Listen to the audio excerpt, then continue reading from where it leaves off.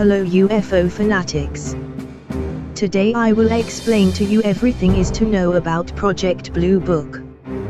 Project Blue Book was one of a series of systematic studies of unidentified flying objects, UFOs, conducted by the United States Air Force, USAF. It started in 1952, the third study of its kind, following Projects Sign, 1947, and Grudge, 1949. A termination order was given for the study in December 1969, and all activity under its auspices officially ceased on the 19th of January 1970. Project Blue Book had two goals: to determine if UFOs were a threat to national security, and to scientifically analyze UFO-related data. Thousands of UFO reports were collected, analyzed, and filed.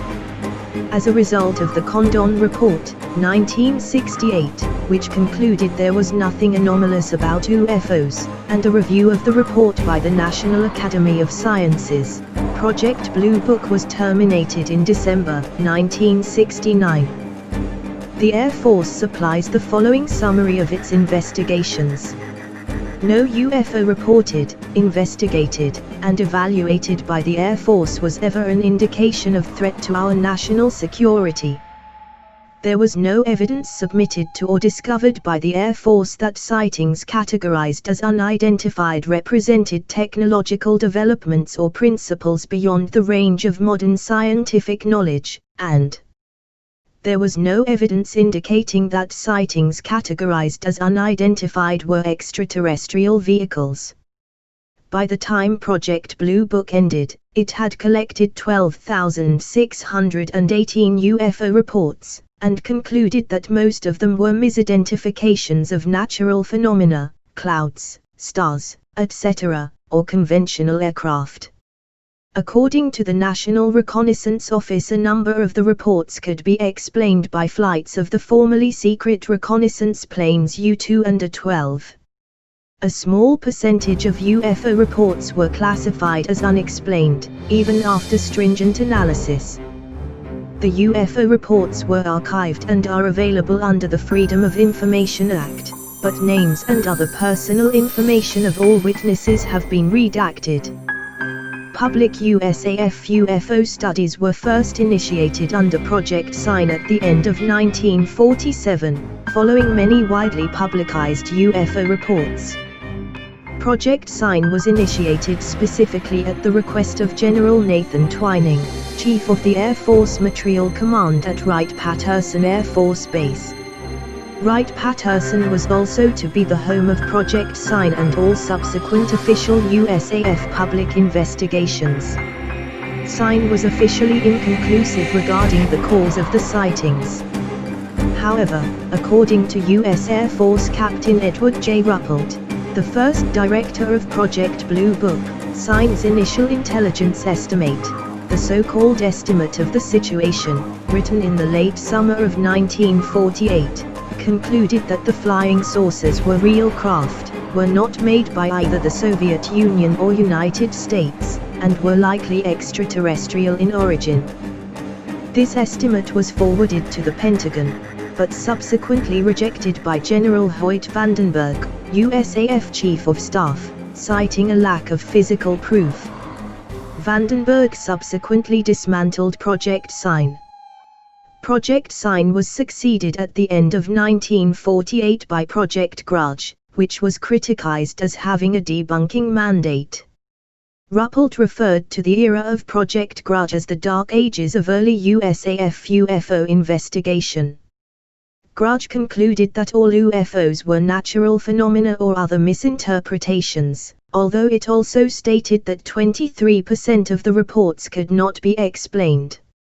According to Captain Edward J. Ruppelt, by the end of 1951, several high-ranking, very influential USAF generals were so dissatisfied with the state of Air Force UFO investigations that they dismantled Project Grudge and replaced it with Project Blue Book in March 1952. One of these men was General Charles P. Cabell. Another important change came when General William Garland joined Cabell's staff. Garland thought the UFO question deserved serious scrutiny because he had witnessed a UFO. The new name, Project Blue Book, was selected to refer to the blue booklets used for testing at some colleges and universities. The name was inspired, said Ruppelt, by the close attention that high-ranking officers were giving the new project. It felt as if the study of UFOs was as important as a college final exam.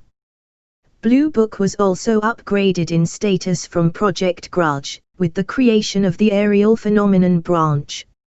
Ruppelt was the first head of the project. He was an experienced airman, having been decorated for his efforts with the Army Air Corps during World War II, and having afterward earned an aeronautics degree. He officially coined the term unidentified flying object, to replace the many terms, flying saucer, flying disc and so on, the military had previously used. Ruppelt thought that unidentified flying object was a more neutral and accurate term. Ruppelt resigned from the Air Force some years later, and wrote the book The Report on Unidentified Flying Objects, which described the study of UFOs by United States Air Force from 1947 to 1955. American scientist Michael D. Swords wrote that Ruppelt would lead the last genuine effort to analyze UFOs. Ruppelt implemented a number of changes. He streamlined the manner in which UFOs were reported to, and by, military officials, partly in hopes of alleviating the stigma and ridicule associated with UFO witnesses. Ruppelt also ordered the development of a standard questionnaire for UFO witnesses, hoping to uncover data which could be subject to statistical analysis. He commissioned the Patel Memorial Institute to create the questionnaire and computerize the data. Using case reports and the computerized data, Patel then conducted a massive scientific and statistical study of all Air Force UFO cases, completed in 1954 and known as Project Blue Book Special Report No. 14.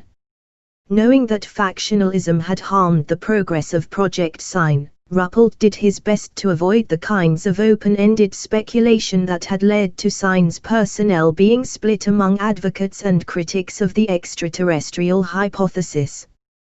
As Michael Hall writes, Ruppelt not only took the job seriously but expected his staff to do so as well. If anyone under him either became too skeptical or too convinced of one particular theory, they soon found themselves off the project. In his book, Ruppelt reported that he fired 3 personnel very early in the project because they were either too pro or too con one hypothesis or another. Ruppelt sought the advice of many scientists and experts, and issued regular press releases, along with classified monthly reports for military intelligence. Each U.S. Air Force base had a Blue Book officer to collect UFO reports and forward them to Ruppelt. During most of Ruppelt's tenure, he and his team were authorized to interview any and all military personnel who witnessed UFOs, and were not required to follow the chain of command. This unprecedented authority underlined the seriousness of Blue Book's investigation. Under Ruppelt's direction, Blue Book investigated a number of well-known UFO cases, including the so-called Lubbock Lights, and a widely publicized 1952 radar-visual case over Washington, D.C. According to Jax Valley, Ruppelt started the trend, largely followed by later Blue Book investigations, of not giving serious consideration to numerous reports of UFO landings and or interaction with purported UFO occupants. Astronomer Dr. J. Allen Hynek was the scientific consultant of the project. He had been with Projects Sign and Grudge. He worked for the project up to its termination and initially created the categorization which has been extended and is known today as Close Encounters. He was a pronounced skeptic when he started, but said that his feelings changed to a more wavering skepticism during the research, after encountering a minority of UFO reports he thought were unexplainable. Ruppelt left Blue Book in February 1953 for a temporary reassignment. He returned a few months later to find his staff reduced from more than 10 to 2 subordinates. Frustrated, Ruppelt suggested that an Air Defense Command unit, the 4602 ND Air Intelligence Service Squadron, be charged with UFO investigations. In July 1952, after a build-up of hundreds of sightings over the previous few months, a series of radar detections coincident with visual sightings were observed near the National Airport in Washington, D.C. See 1952 Washington, D.C. UFO incident. After much publicity, these sightings led the Central Intelligence Agency to establish a panel of scientists headed by Dr. H.P. Robertson, a physicist of the California Institute of Technology, which included various physicists, meteorologists, and engineers, and one astronomer, Hynek. The Robertson panel first met on 14 January 1953 in order to formulate a response to the overwhelming public interest in UFOs. Ruppelt, Hynek, and others presented the best evidence, including movie footage, that had been collected by Blue Book. After spending 12 hours reviewing 6 years of data, the Robertson panel concluded that most UFO reports had prosaic explanations, and that all could be explained with further investigation, which they deemed not worth the effort. In their final report, they stressed that low-grade, unverifiable UFO reports were overloading intelligence channels, with the risk of missing a genuine conventional threat to the U.S.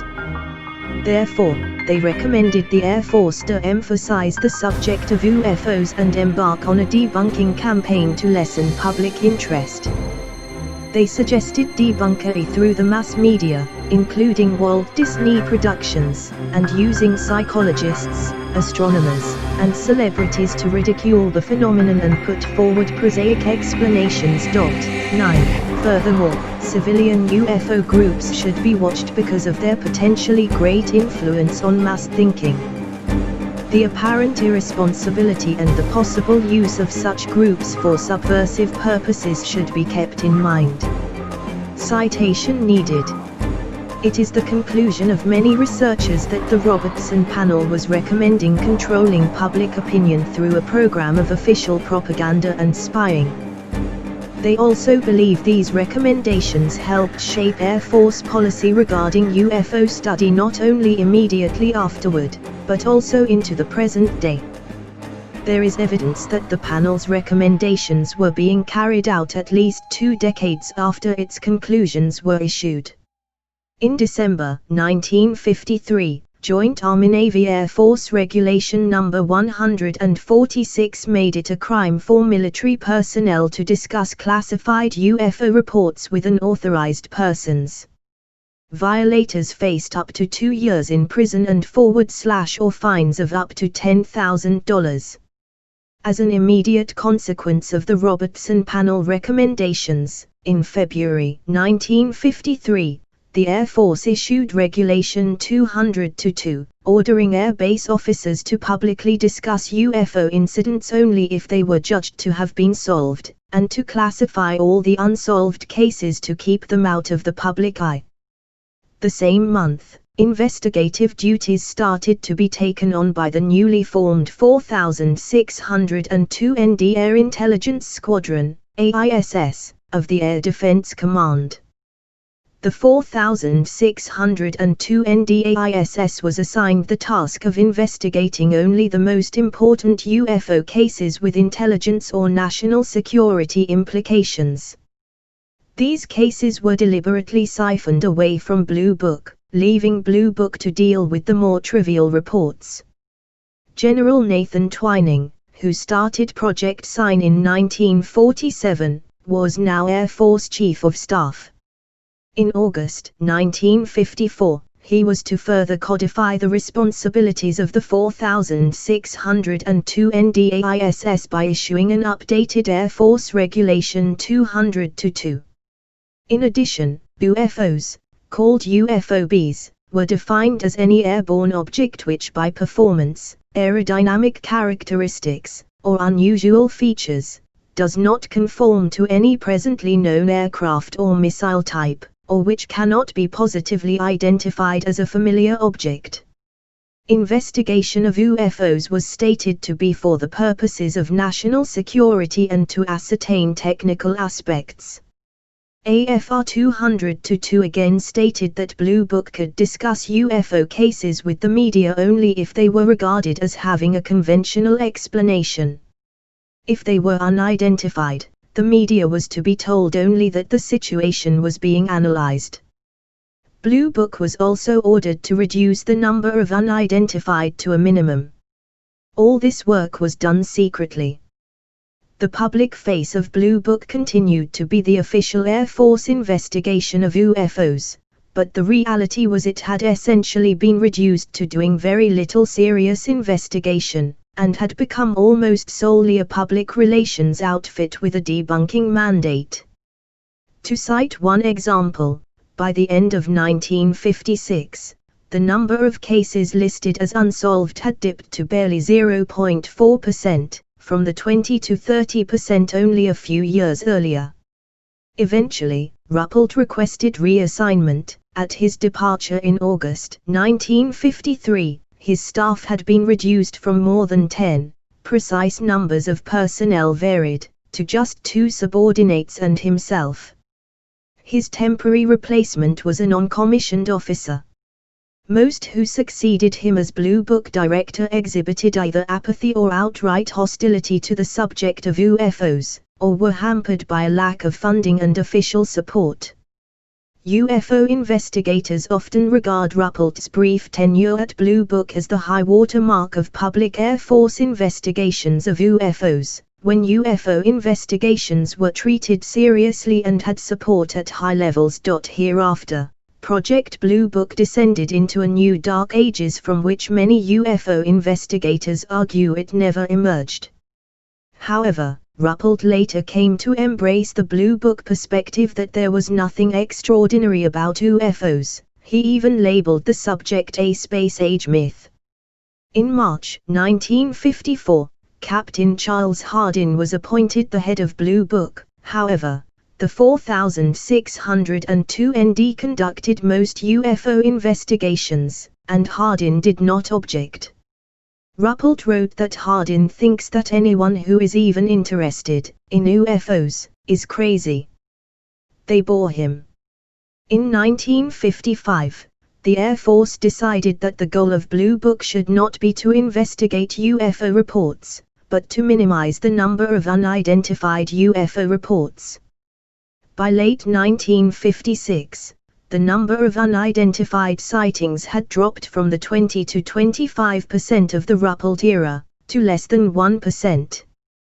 Captain George T. Gregory took over as Blue Book's director in 1956. Clark writes that Gregory led Blue Book in an even firmer anti-UFO direction than the apathetic Hardin. The 4602 ND was dissolved, and the 1066th Air Intelligence Service Squadron was charged with UFO investigations. In fact, there was actually little or no investigation of UFO reports. A revised AFR 200-2 issued during Gregory's tenure emphasized that unexplained UFO reports must be reduced to a minimum. One way that Gregory reduced the number of unexplained UFOs was by simple reclassification. Possible cases became probable, and probable cases were upgraded to certainties. By this logic, a possible comet became a probable comet, while a probable comet was flatly declared to have been a misidentified comet. Similarly, if a witness reported an observation of an unusual balloon-like object, Blue Book usually classified it as a balloon, with no research and qualification. These procedures became standard for most of Blue Book's later investigations. Lieutenant Colonel Robert J. Friend was appointed the head of Blue Book in 1958. Friend made some attempts to reverse the direction Blue Book had taken since 1954. Clark writes that friends' efforts to upgrade the files and catalog sightings according to various observed statistics were frustrated by a lack of funding and assistance. Heartened by friends' efforts, Hynek organized the first of several meetings between Blue Book staffers and attic personnel in 1959. Hynek suggested that some older UFO reports should be re-evaluated, with the ostensible aim of moving them from the unknown to the identified category. Hynek's plans came to naught. During Friend's tenure, Attic contemplated passing oversight of Blue Book to another Air Force agency, but neither the Air Research and Development Center, nor the Office of Information for the Secretary of the Air Force was interested. In 1960, there were U.S. congressional hearings regarding UFOs. Civilian UFO Research Group NICAP had publicly charged Blue Book with covering up UFO evidence, and had also acquired a few allies in the U.S. Congress.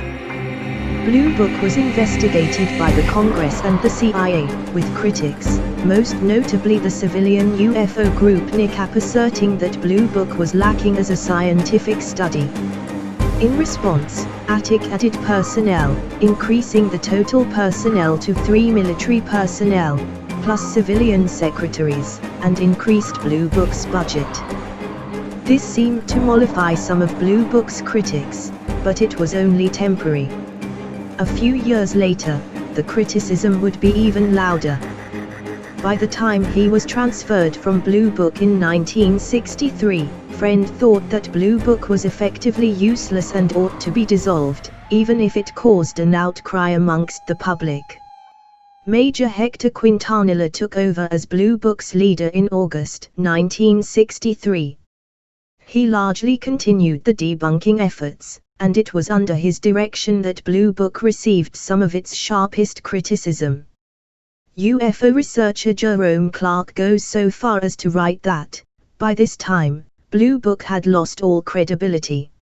Physicist and UFO researcher Dr. James E. MacDonald once flatly declared that Quintanilla was not competent from either a scientific or an investigative perspective, although he also stressed that Quintanilla shouldn't be held accountable for it as he was chosen for his position by a superior officer, and was following orders in directing Blue Book.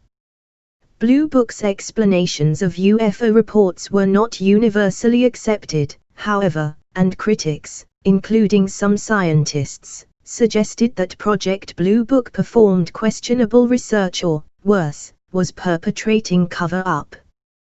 This criticism grew especially strong and widespread in the 1960s.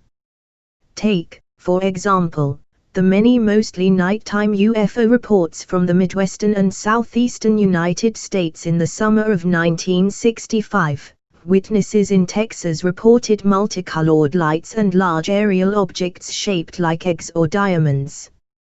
The Oklahoma Highway Patrol reported that Tinker Air Force Base, near Oklahoma City, had tracked up to 4 UFOs simultaneously, and that several of them had descended very rapidly, from about 22,000 feet to about 4,000 feet in just a few seconds, an action well beyond the capabilities of conventional aircraft of the era.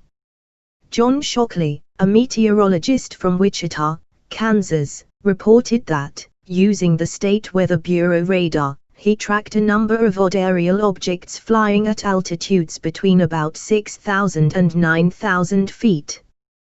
These and other reports received wide publicity. Project Blue Book officially determined the witnesses had mistaken Jupiter or bright stars, such as Rigel or Betelgeuse, for something else. Blue Book's explanation was widely criticized as inaccurate. Robert Reiser, director of the Oklahoma Science and Art Foundation Planetarium, offered a strongly worded rebuke of Project Blue Book that was widely circulated. That is as far from the truth as you can get. These stars and planets are on the opposite side of the Earth from Oklahoma City at this time of year. The Air Force must have had its star finder upside down during August. A newspaper editorial from the Richmond News Leader opined that attempts to dismiss the reported sightings under the rationale as exhibited by Project Blue Book, SIG, won't solve the mystery, and serve only to heighten the suspicion that there's something out there that the Air Force doesn't want us to know about. While a Wichita-based UPI reporter noted that ordinary radar does not pick up planets and stars. Another case that Blue Book's critics seized upon was the so-called Portage County UFO chase, which began at about 5:00 am, near Ravenna, Ohio on the 17th of April, 1966. Police officers Dale Spohr and Wilbenoff spotted what they described as a disc-shaped, silvery object with a bright light emanating from its underside, at about 1,000 feet in altitude. They began following the object, which they reported sometimes descended as low as 50 feet, and police from several other jurisdictions were involved in the pursuit. The chase ended about 30 minutes later near Freedom, Pennsylvania, some 85 miles away. The UFO chase made national news, and the police submitted detailed reports to Blue Book. 5 days later, following brief interviews with only one of the police officers, but none of the other ground witnesses, Blue Book's director, Major Hector Quintanilla, announced their conclusions. The police, one of them an Air Force gunner during the Korean War, had first chased a communications satellite, then the planet Venus. This conclusion was widely derided, and police officers strenuously rejected it.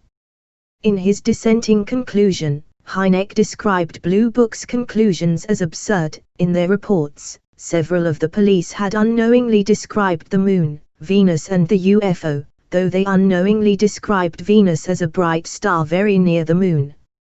Ohio Congressman William Stanton said that the Air Force has suffered a great loss of prestige in this community.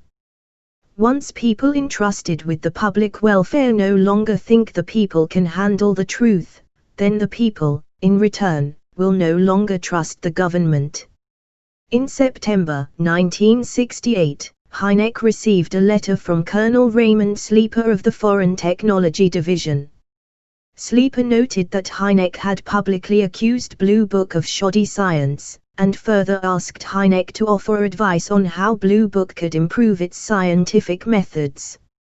Hynek was to later declare that Sleeper's letter was the first time in my 20-year association with the Air Force as scientific consultant that I had been officially asked for criticism and advice regarding the UFO problem.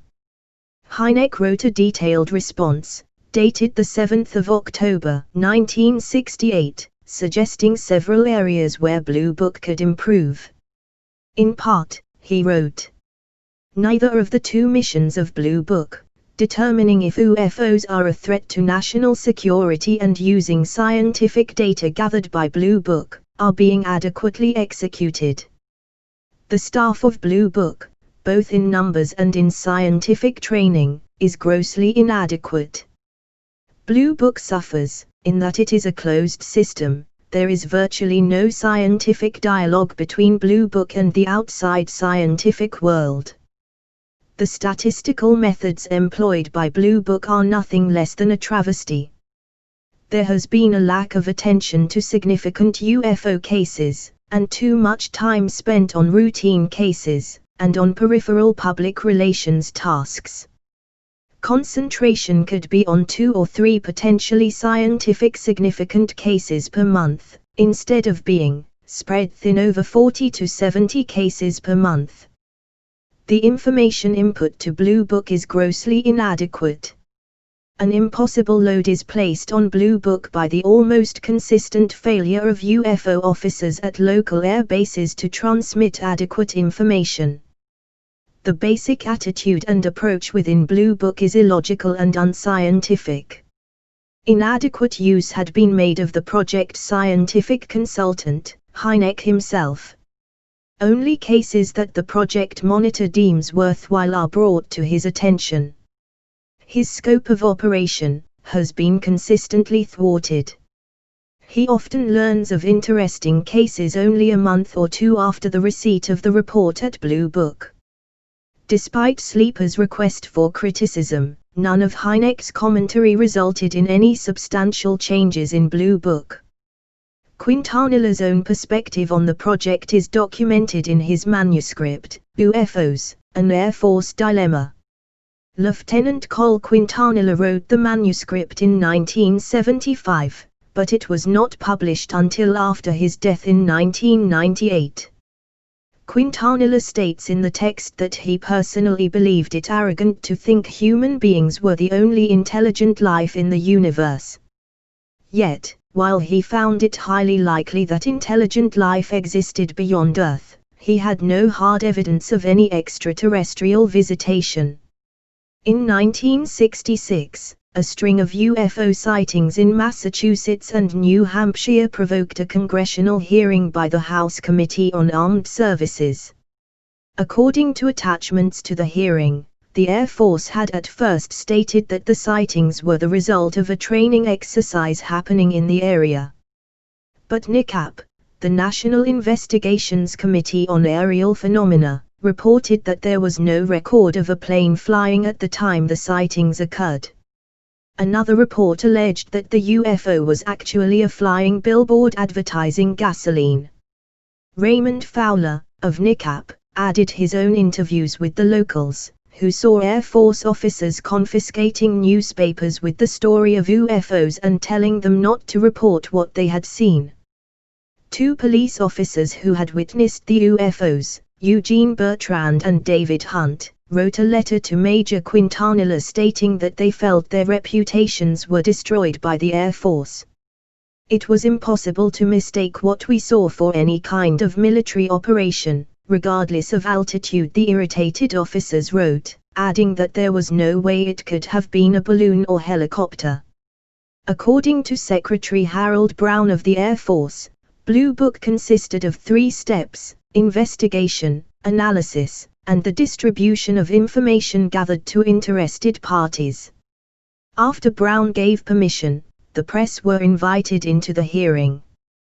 By the time of the hearing, Blue Book had identified and explained 95% of the reported UFO sightings. None of these were extraterrestrial or a threat to national security. Brown himself proclaimed, "I know of no one of scientific standing or executive standing with a detailed knowledge of this, in our organization who believes that they came from extraterrestrial sources." Dr. J. Allen Hynek, a science consultant to Blue Book, suggested in an unedited statement that a civilian panel of physical and social scientists be formed for the express purpose of determining whether a major problem really exists in regards to UFOs. Hynek remarked that he has not seen any evidence to confirm extraterrestrials, nor do I know any competent scientist who has, or who believes that any kind of extraterrestrial intelligence is involved. Criticism of Blue Book continued to grow through the mid-1960s. NICAP's membership ballooned to about 15,000, and the group charged the U.S. government with a cover-up of UFO evidence. Following U.S. congressional hearings, the Condon Committee was established in 1966, ostensibly as a neutral scientific research body. However, the committee became mired in controversy, with some members charging Director Edward U. Condon with bias, and critics would question the validity and the scientific rigor of the Condon report. In the end, the Condon Committee suggested that there was nothing extraordinary about UFOs, and while it left a minority of cases unexplained, the report also argued that further research would not be likely to yield significant results.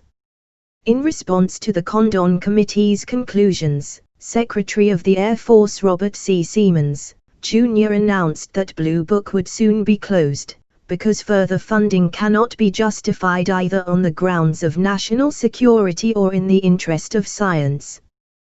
The last publicly acknowledged day of Blue Book operations was the 17th of December, 1969. However, researcher Brad Sparks, citing research from the May 1970 issue of NICAP's UFO Investigator, reports that the last day of Blue Book activity was actually the 30th of January, 1970. According to Sparks, Air Force officials wanted to keep the Air Force's reaction to the UFO problem from overlapping into a fourth decade, and thus altered the date of Blue Book's closure in official files. Blue Book's files were sent to the Air Force archives at Maxwell Air Force Base in Alabama. Major David Shea was to later claim that Maxwell was chosen because it was accessible yet not too inviting. Ultimately, Project Blue Book stated that UFO sightings were generated as a result of a mild form of mass hysteria.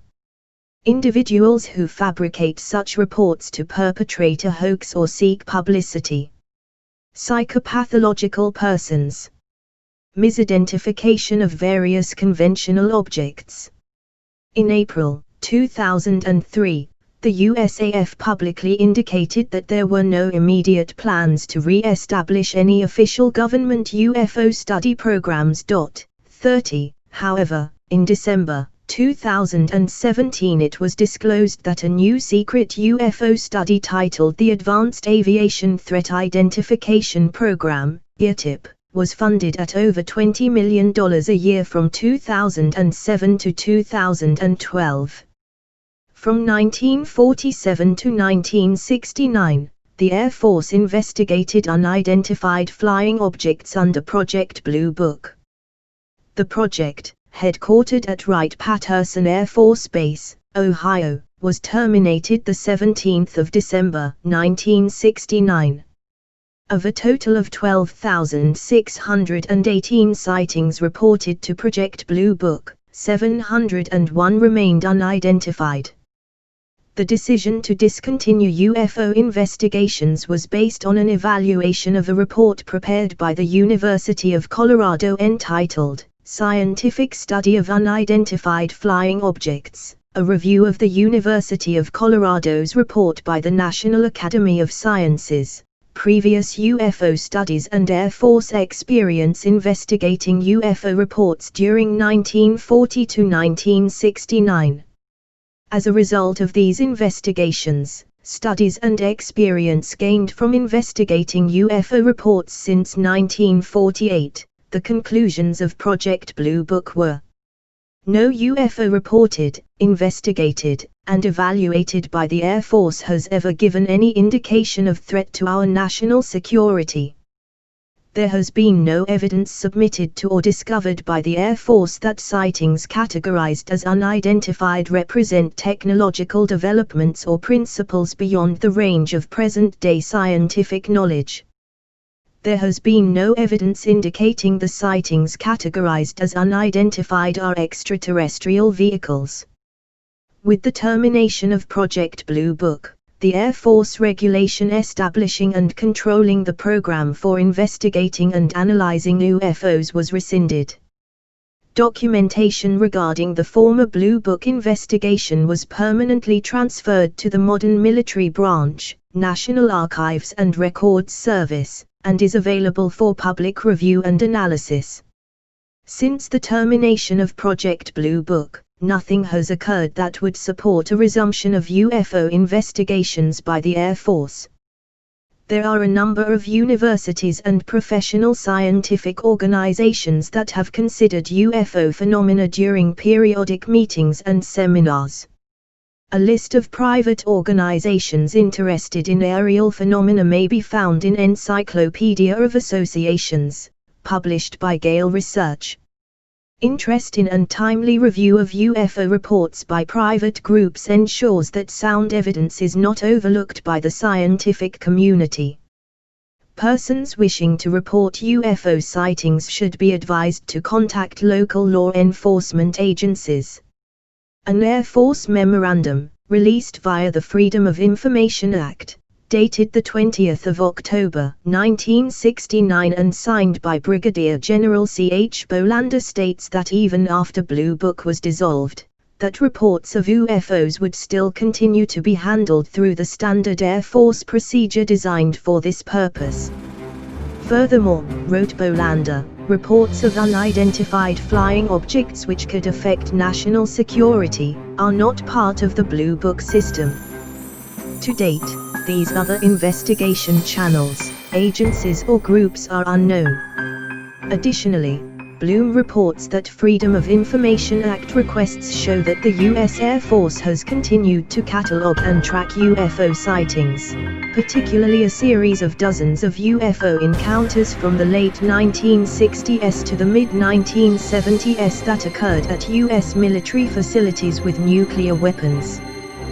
Bloom writes that some of these official documents depart drastically from the normally dry and bureaucratic wording of government paperwork, making obvious the sense of terror that these UFO incidents inspired in many USAF personnel.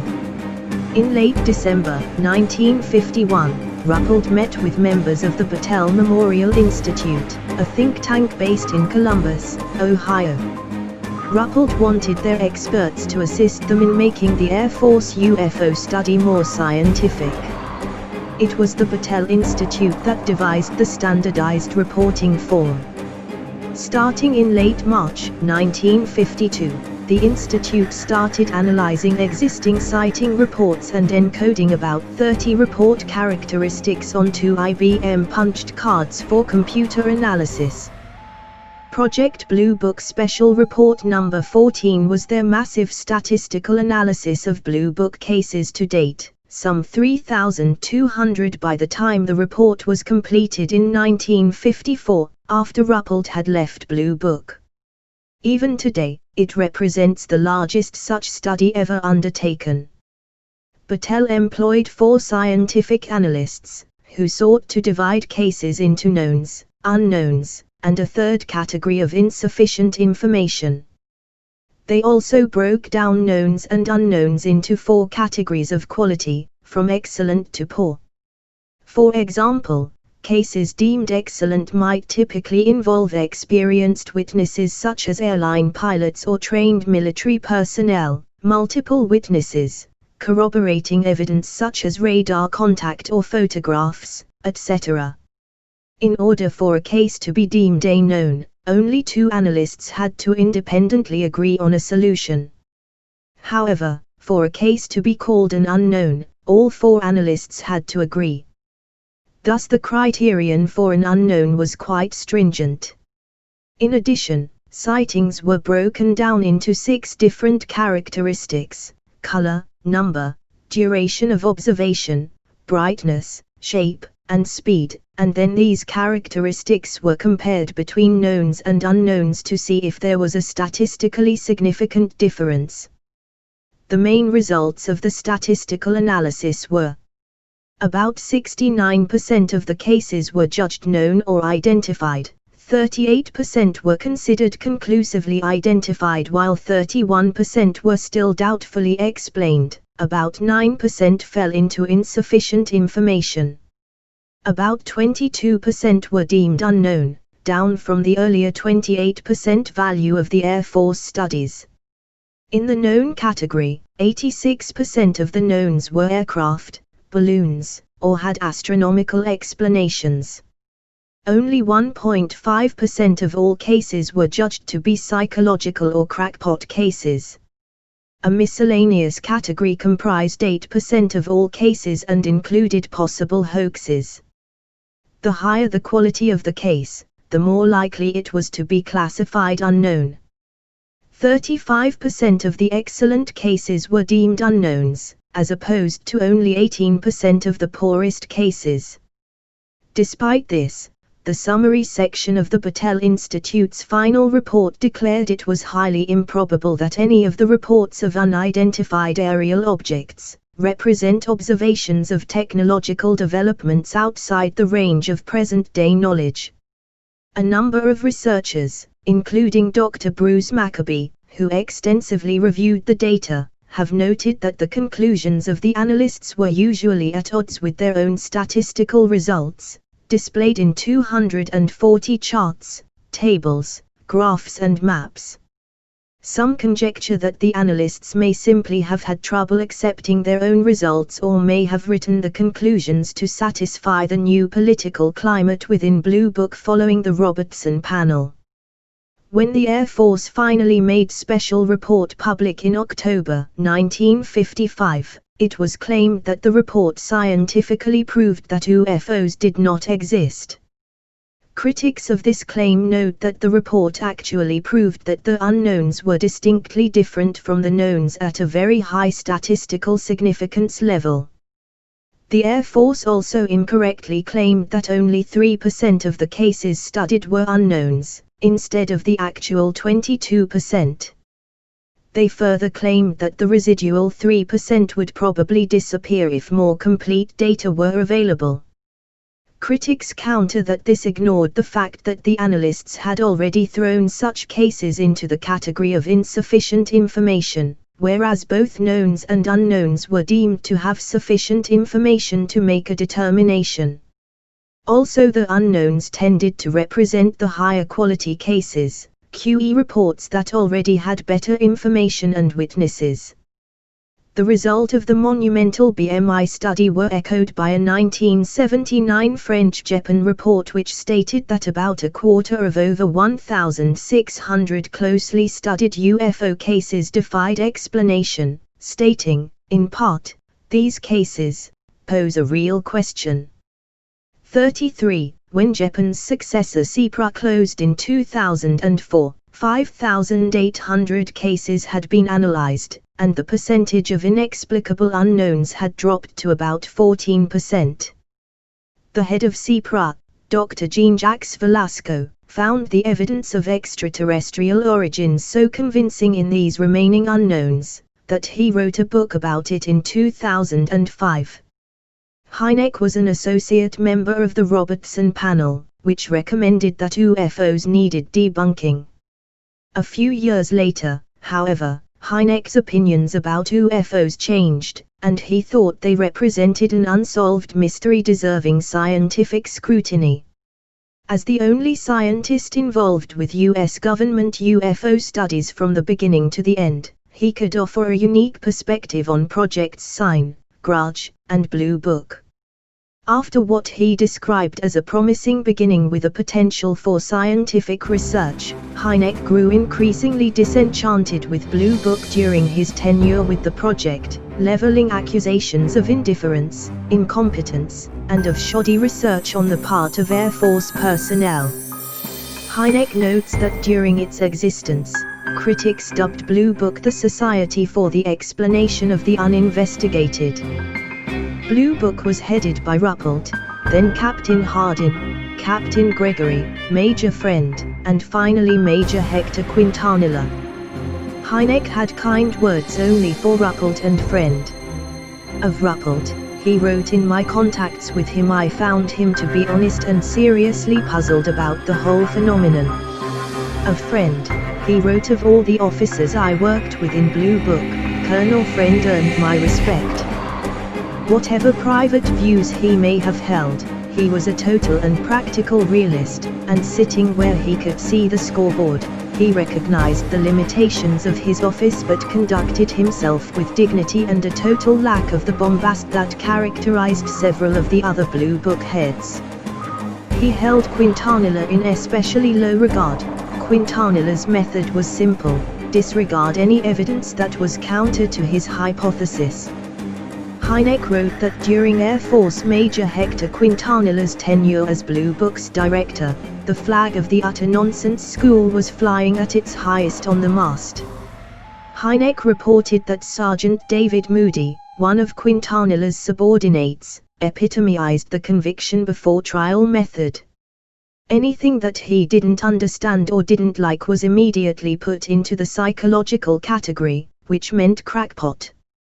Hynek reported bitter exchanges with Moody when the latter refused to research UFO sightings thoroughly, describing Moody as the master of the possible balloon, possible aircraft, possible birds, which then became, by his own hand, and I argued with him violently at times, the probable. Thanks for watching. Like and subscribe for more in order to stay tuned for my next episode.